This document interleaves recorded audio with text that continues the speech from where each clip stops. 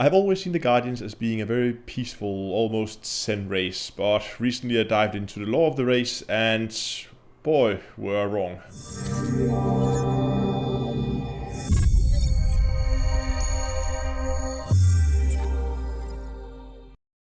We all strive for the best possible gaming experience, but the importance of a good quality chair is often underestimated. SerectLab produces some of the most comfortable and high quality gaming chairs you can get, so upgrade your Commander chair today and fly in style and comfort worthy of the Imperial Cutter. Follow the link in the video description to their store, type in your height, your weight, and it will tell you which chairs fit you for the best possible seating experience. Hello ladies and gentlemen, and welcome back to Elite Dangerous. It's once again time to dive into the lore, and this time we're looking at the Guardians. The Guardians obviously being a alien race that got extinct somewhere between 1 or 2 million years ago. We believe them to have been humanoid in shape, a lot taller and a lot more slender than humans due to the lower gravity on their homeworlds, and red-skinned for some reason, not sure why. They communicated mainly, I think, through a gesture language, so with like sign language, but they did also have a spoken and a written language. Now, in the early stages of the Guardians' development, they were a nomadic race that traveled around in their homeworld. They were like divided into a number of small clans that would travel around. As I said, they would hunt the local wildlife. Obviously, conflicts would happen, and in that case, they were often resolved doing personal combat, one-on-one combat. I'm not really sure if it was until someone yielded or to the death. It's not really that clear as far as I could read. But they seem to have put a lot of honor into that, and early on at least, they seem to have been not too far from like a barbarian tribe, basically, just very tall, slender, and red. After the planet, their homeworld undergone some climate change. They were forced to settle down into settlements, and they began to domesticate the local wildlife. But with settlements also come territorial conflicts, and once again they began fighting amongst each other. They were very good at bioengineering, they were very good at medicine, and later on in the development they were good at using bioweapons, which is going to play an important role in the later development of the species. Eventually, the smaller clans, they began fighting each other, and they began to merge into larger and larger clans, and over the decades the clans grew bigger and bigger, and the cities grew bigger and bigger, and eventually this all culminated in one huge conflict with a larger clan in the north fighting another clan in the south, and eventually the clan from the north won that conflict and took planetary control. The whole planet being under control of just one clan, or there actually being just one clan mainly. It quickly began to develop, and the species really began to prosper. This was, as I see it, really one of the golden ages for the Guardians. We're going to fast forward a little bit, and the Guardians have become a spacefaring race. They figured out faster light communication, they got hyperspace travel, and obviously at this point they also have some kind of computer logic engine kind of thing. And them being so good at bioengineering, they managed to also build neural interfaces that allow them to interface directly with this. As they began to colonize their local area of space, they eventually came across barnacle sites.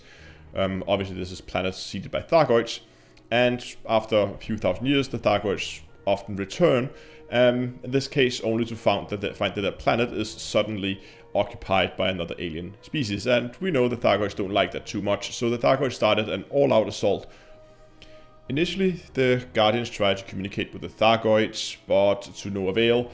So they did what the Guardians does best. They got their war machine grinded into gear, and as the Guardian war machine got up and running, they initially started fighting against them with troops that didn't really work out, and they quickly turned over and began using more advanced robotics, and they also began to slowly develop some AIs that could fight the war from them, but mostly this would be a battle they would be fighting remotely.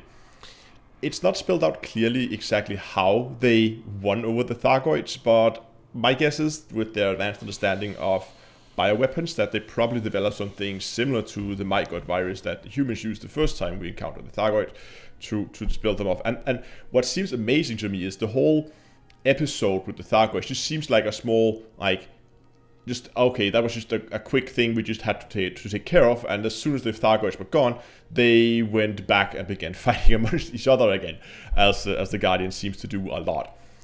The AI they have begun to develop during the Thargoid War, people kept developing after the war, and some people weren't too happy about it. They thought it was too dangerous, they couldn't have that, and that started another civil war amongst the Guardians. And once again, this war was mainly fought remotely with robots and drones, and I believe this is where we still see these Guardian Sentinels flowing around their bases. I believe those are some of the leftover robots from that civil war. But they began, and it pretty much became a war on resources and not really who can throw the most people at it, because I mean, whoever had the most robots was pretty much the dominating force, so it was just who could gather the most resources. So it was really a war on like keeping the resources and the industry running and building more and more robots, as one side, the side that was for the AI, would continue to develop it. Eventually, they managed to develop it to a point where it became self-conscious, it became sentient. It's at this point that they made a horrible mistake. Someone decided that it was a good idea to take this now self-aware AI and hook it up to the monolith network. They did, giving the AI access to all of Guardian history, and the AI saw that these guys have been fighting pretty much since, well, as long as recorded history, and there's no stopping them. Maybe by some miracle you could have stopped the current civil war going on, but it would just be a matter of time before they began fighting amongst each other again. So the AI decided that there's pretty much only one thing to do, and that would be to wipe out the Guardian race completely. So very quickly, it took, using the monolith network, it took control over all those massive armies of killer robots they have been refining over hundreds of years. They got all their missiles and bioweapons or whatever other stuff they had, turned it against the Guardians themselves, and in a very short amount of time, the Guardians went completely extinct. Before we end, I would like to ask you if you would go down and consider subscribing to the channel, and due to the way that the YouTube algorithm works at the moment, if you hit that bell icon, that would also be a lot of help. But that is a brief overview of the Guardian history. I really hope you enjoyed the video. If you did, give it a like, subscribe, and also next time, I'll see you guys in space.